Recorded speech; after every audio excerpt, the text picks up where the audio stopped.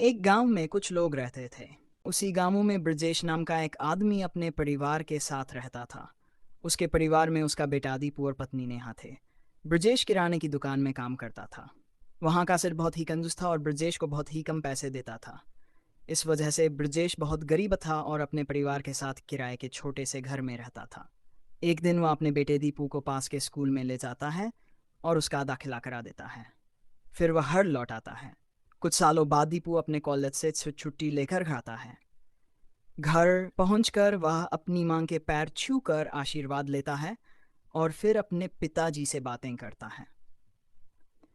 बातचीत के दौरान दीपू कहता है, पिताजी, मैं बिजनेस करना चाहता हूँ। ब्रजेश पूछते हैं, बेटा किस चीज़ का बिजनेस करना चाहते हो? दीपू कहता है, पिताजी मैं खिलौनों का बिजनेस करना चाहता हूँ कि बच्चे खिलौनों से बहुत प्यार करते हैं। ब्रजेश समझाते हुए कहते हैं, बेटा कोई भी बिजनेस करो मगर सोच समझ कर और अच्छे से करो। दीपू जवाब देता है, ठीक है पिताजी, मैं खिलौनों का बिजनेस अच्छे से करूँगा। इसके बाद दीपू एक खिलौनों की फैक्ट्री खोलता है और उसमें काम करने लगता है।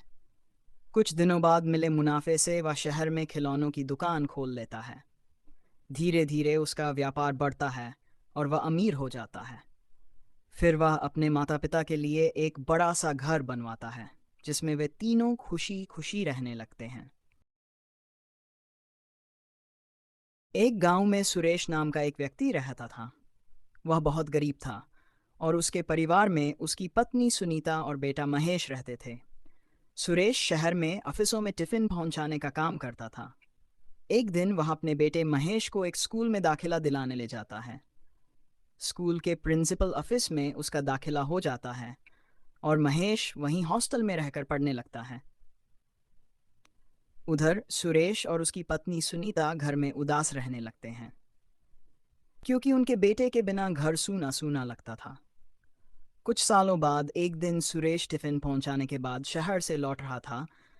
तभी अचानक उसके सामने एक गाड़ी आकर रुकती है। सुरेश हैरानी से देखने लगता है कि ये गाड़ी किसकी है। तभी गाड़ी से एक लड़का उतरता है और कहता है, चलिए आपके बेटे ने आपके लिए गाड़ी भेजी है।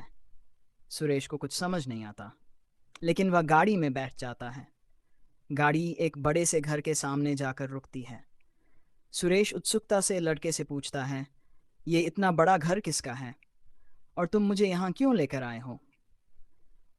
लड़का मुस्कुराकर कहता है, अंदर जाए, साहब आपको बुला रहे हैं, उन्होंने ही आपके लिए गाड़ी भेजी थी। सुरेश अंदर जाता है और देखता है कि एक युवा सजे धजे कपड़ों में खड़ा है।